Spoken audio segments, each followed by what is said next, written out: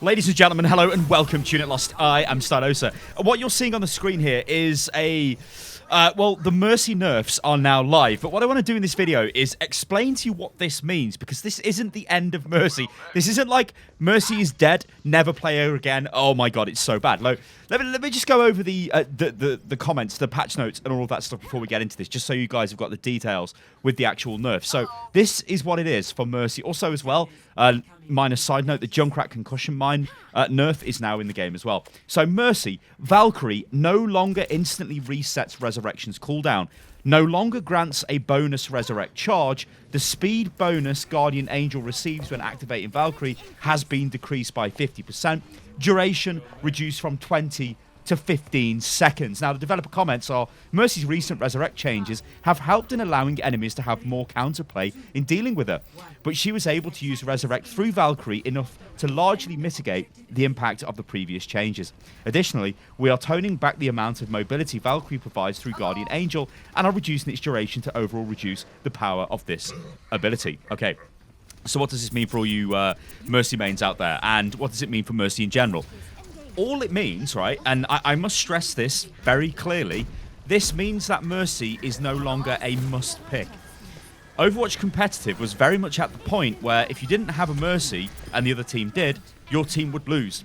That was just a fact, right? Okay, not all of the time, but there was a much higher chance of you losing. And yes, I cannot resurrect that Lucio there because he's nowhere near you, Sty, you goddamn crap Mercy player. But you needed a Mercy, right? If the enemy had one, you had to have one. So this created a hero which was needed in every single team comp because it could bring two targets back to life, which was, well, supremely powerful because you can undo loads of different things with that. And like it says in the developer's comments, the reason why they've took this action against her now is because even though they gave her a cast time for Resurrect, because remember, it was instant, she was still able to bring back people, and it still negated the effect of, let's say, other ultimates being used, or high skill play, or other players just being killed. Because the best thing you can do in Overwatch is kill the enemy. Whatever you're doing, whether that results in a DPS being able to kill the enemy, whether you're a tank that creates space so the DPS can kill the enemy, whether you're a support that enables the DPS or the tanks to kill the enemy, or you're just Zen so you kill the enemy, that is the best thing you can do in this game. And Mercy was the hero that simply undid that with the press of a button. So, what does this mean for Mercy?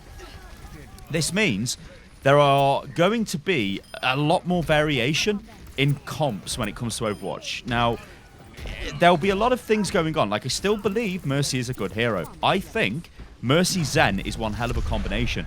If they stay together, Mercy can do some like insane work with the Zen because she can damage boost the Zen and he can just go crazy.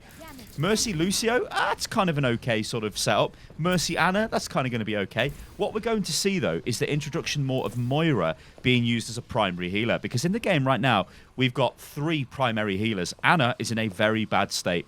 Anna will not really change as a result of these Mercy nerfs. Yeah, you can use Anna sometimes, but you're still kind of being really risky with Anna because you don't really know if, I mean, let's be honest. If the enemy team have got barriers, Anna's going to be very difficult to actually land heals, right? And even if you've got sort of like really big bulky targets on your team, it's going to be difficult for you to land heals on the right target. That's why Anna's always going to have a problem. She's almost got an inherent problem with the way the game is designed, which is a shame. Moira, on the other hand, has a massive healing output. However, she's different to Mercy because she doesn't really have the same, let's say, mobility. Moira is very mobile, but her healing is not as powerful on a single target. It's better when you're healing groups of targets, so this means you see different types of comps. The video I put out recently on the channel, the Moira Meatball comp, or the Slambulance, whatever you'd like to call it, that relies on Moira. Mercy could not do that because she cannot output that level of healing to multiple targets. And you see what I just did there? Yeah, you see what I just did. I pressed Valkyrie thinking I could instantly bring back the Orisa, and I can't, right? So I guess let's just forget about talking about other supports. Let's talk about Mercy and how this feels. You've watched me there incorrectly use Valkyrie. That's probably going to happen a lot. If you've been playing Mercy over the last like 150 days or whatever it's been since Mercy changed, and this was an awesome null spot. That's actually a YouTuber as well. I believe he is an Icelandic YouTuber, if I remember rightly. You guys in the comments will know. But that was pretty funny. I was like, what the hell? What a ball spot. Yeah, Mercy, she does change, because you can't bring two people back. But she is still very much Mercy in the way you play her. There isn't really a massive playstyle change to Mercy. There is just a whole world opened up in front of you of other types of supports and other support comps. Now, what does this mean for players who have been forced to play Mercy? Because this is kind of the dark side of this, right? And maybe, in fact, let me just stay on the actual Mercy mains for a while, because I don't want to misrepresent people who just be like, Mercy, whatever. Because I'm on record saying I didn't really like playing Mercy, but I knew I had to play Mercy because, well, we didn't have a Mercy, the enemy team did, and I was one of the supports, and yeah, I had to play Mercy. That's not a good feeling, right? Having to play a hero just because it's insanely powerful. I guess the holy grail with Overwatch is all the heroes are balanced to the point where you can pick and choose your hero and build a team comp based off that. I mean, that's an idealistic way of looking at it, and God knows we've covered a lot of that in recent videos on the channel.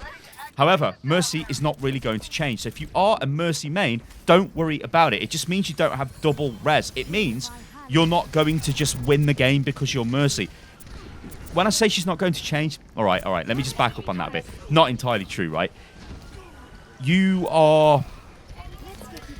will be times where you would wait and then come flying in with Valkyrie and res 2 targets, yeah? And then do massive healing and then fly away.